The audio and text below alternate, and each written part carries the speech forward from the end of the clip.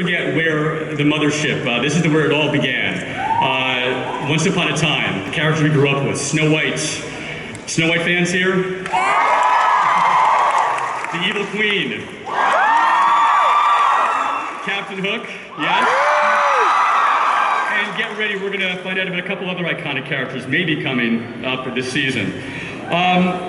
According to Twitter, I follow you guys on Twitter, you are very passionate about this show.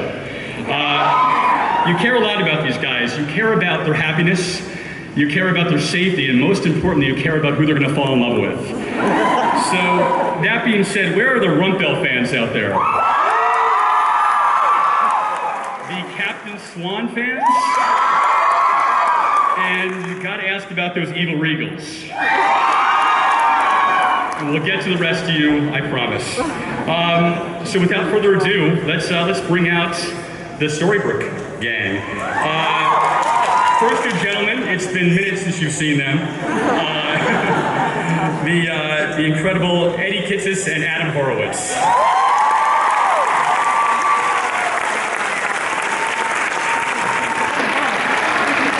Welcome back. How have you been? Are you sick of us yet? No. Where am I now? She's the heart of Storybrooke. She's Snow White, Mary Margaret, Ginny Goodwin.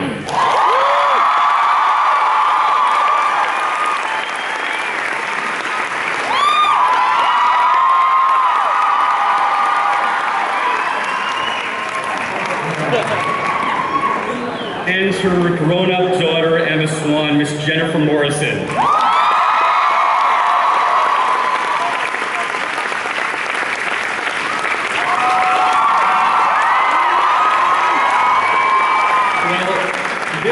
This woman kills at will, but we can't stop loving her.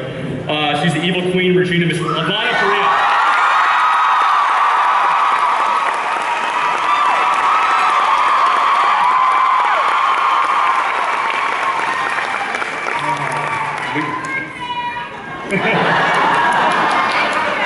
Well, we all feel safe with Prince Charming in charge, Mr. Josh Dowd.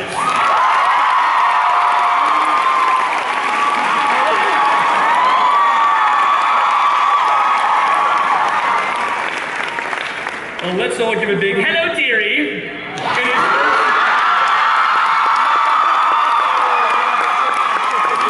Appearance at Comic-Con, Bobby Carlisle, Mr. Gold.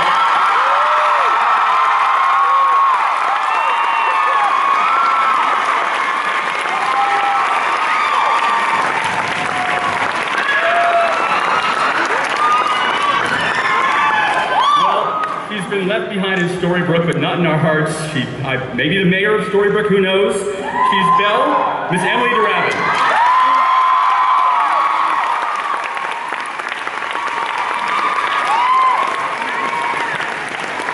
And two more gentlemen making their very first Comic-Con appearance. This guy was backstage telling me he's a fan, he's been collecting toys.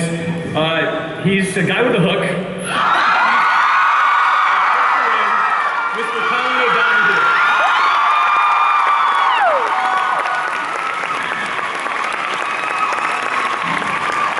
And last but not least, I was so sure this guy was dead. He's escaped death time and time again. Balfire and Mr. Michael Raymond James.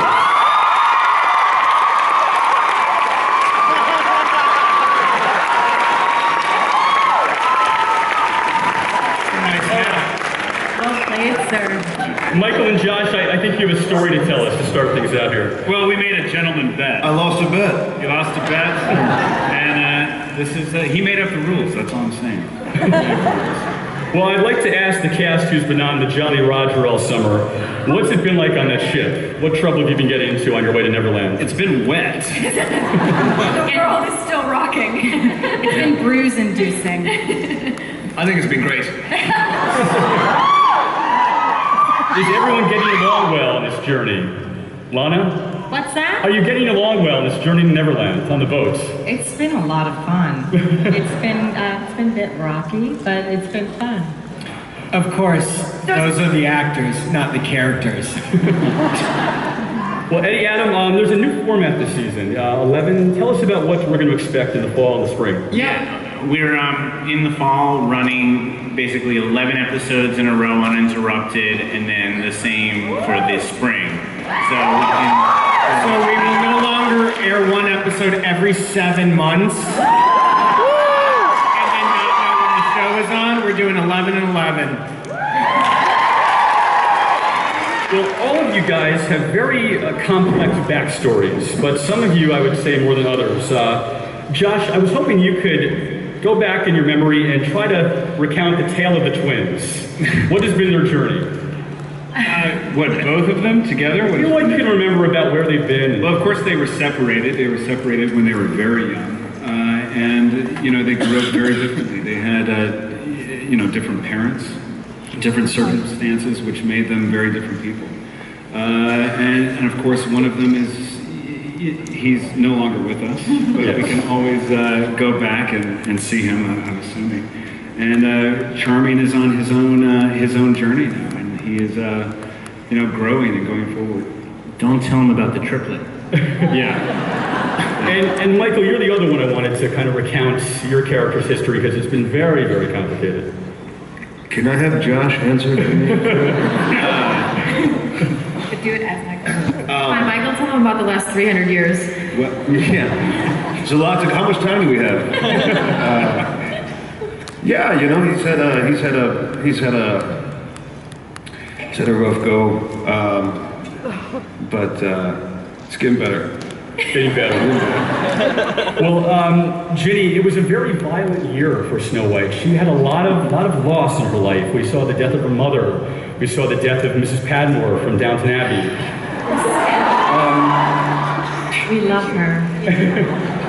How is she still keeping the sunny side up? Well, I think that what we learned last season is that she doesn't always. And that, I mean, I guess what goes up must come down. And so Snow White has always been sort of at one extreme end of a pendulum swing, and she went very, very far in the other direction. So now it's a matter of finding again who she is. Well, Lana, do you think that the Evil Queen deserves to be forgiven?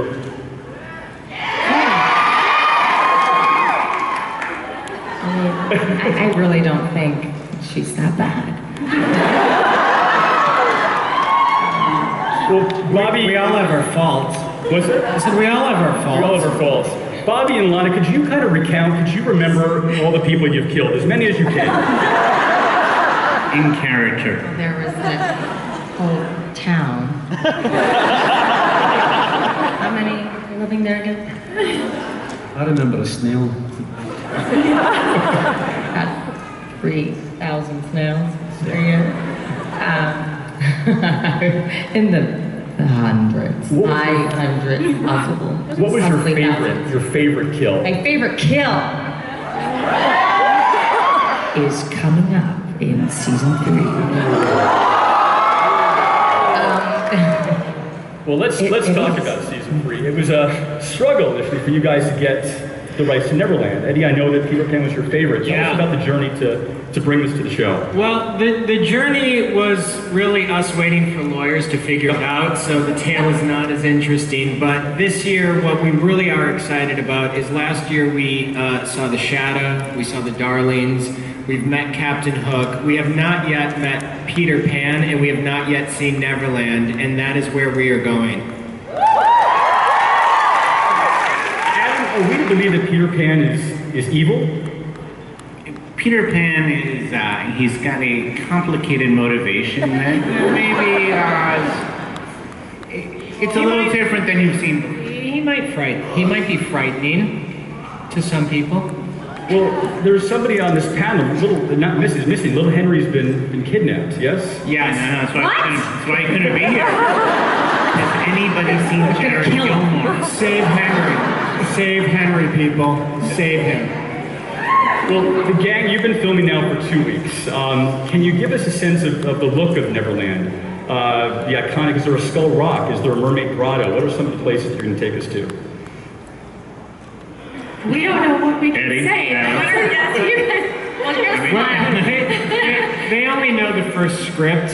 We will be seeing a lot of Neverland, and there will be different areas, and some, of course, will be those that you remember from the book, and of course we'll always have our own spin on it, but it is a fantastical island, and if you remember, it is the place where imagination comes from. So it is a place where anything can happen. And word is that we're going to be meeting Tinkerbell soon. I would be awfully disappointed if we went to Neverland, but the truth is you all have to believe to see her. Yeah. Adam, what kind of sprite is Tinkerbell going to be? Who is this creature you're conceiving?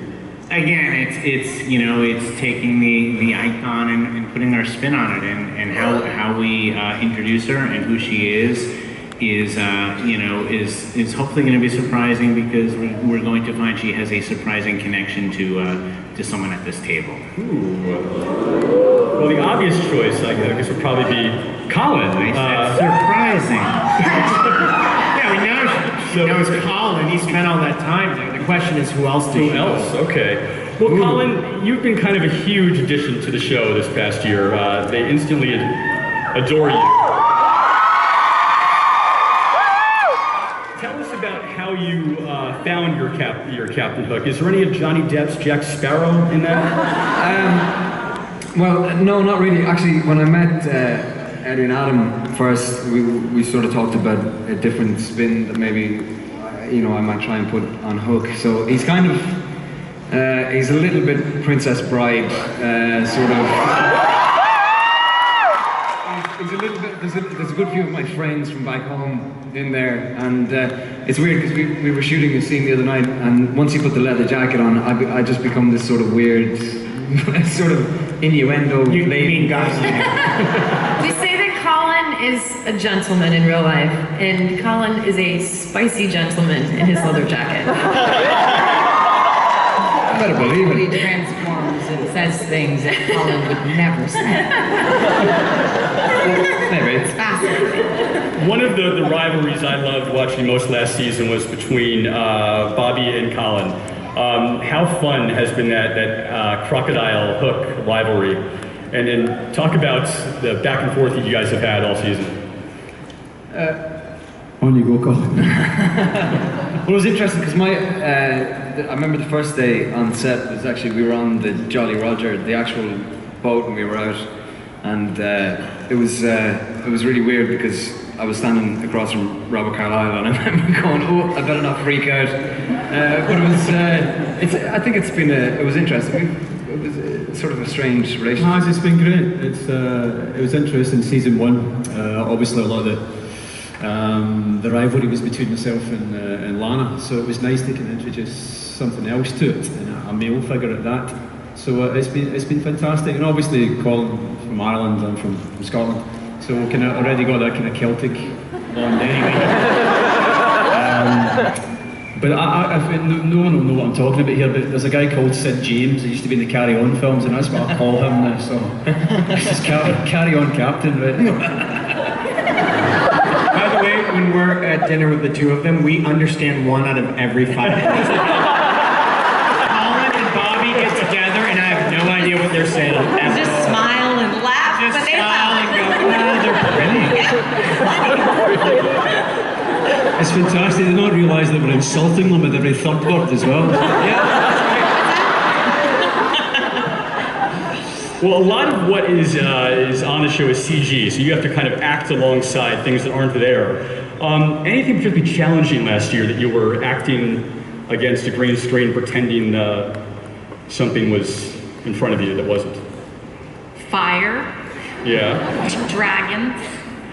Morrison, you had to bite that giant's finger. That was just a... Oh my God. Yes, I spent a lot of time hanging from a giant green inner tube. And biting it over and over and over again. And I went into the makeup trailer and I was like, I think I have chocolate on my lip. I don't remember eating chocolate. We were trying to get off. I had bruised my lip from biting the inner tube over and over and over. That was an interesting great inner tube experience. Jennifer, you also had to climb a giant vine. I did. How did that come about? Well, I was lucky because I had 2 arms. Poor Colin had a hook in an arm while he was doing that. But they did build about the first 40 feet of that in on our green screen stage, and we did really climb that over and over and over again, which was really fun. I mean, I love doing stuff like that. I did definitely feel very lucky to have 2 arms while I was. Yeah, it made a big difference. I imagine having 2 arms because the hook has a little thing that I hold on to, so you can't actually put any pressure. You can't pull on it. So literally, I had to go one-handed and then pretend that I was using the other one and so one-handed up. So it was difficult, you know. Yeah. And Jennifer, talk about working with Jorge Garcia as the Giant. Oh, I love Jorge. I mean, my God. What an incredible actor and what a lovely human being. I was so happy that it was him playing that role. You know, Emma always connects to people who feel like they're on the outside or they don't feel included, and so that was a really fun character for Emma to develop a friendship with, and Jorge is just lovely to have around no matter what. He's someone that, you know, he's such a wonderful part of the cast, and when he returned sort of in human size in the bean fields, it was just a really nice moment for Emma to sort of reconnect with what felt like an old friend, you know, even though they had gone through so much. So he's great, love him. You think we'll see more of him, Eddie Adam, this season? You know, we love Jorge. You know, we wrote for him for 6 years on Lost, and you know, we always knew we wanted to make a giant into a dwarf. So, but we would love to see him this year. We'll see if his schedule allows. But you know, right now we're in Neverland, and the people, you know, we're going to see the people, you know, on the stage right now for a while. Well, the show is obviously very expensive to film, and I know you rely on sponsorship. We do. Unfortunately, as always, these water bottles, these panels comes at a cost. Yeah. So if you don't mind, and you should be used to it watching the show. We need another just a little moment for a commercial break. So please, pardon us. Dim the lights.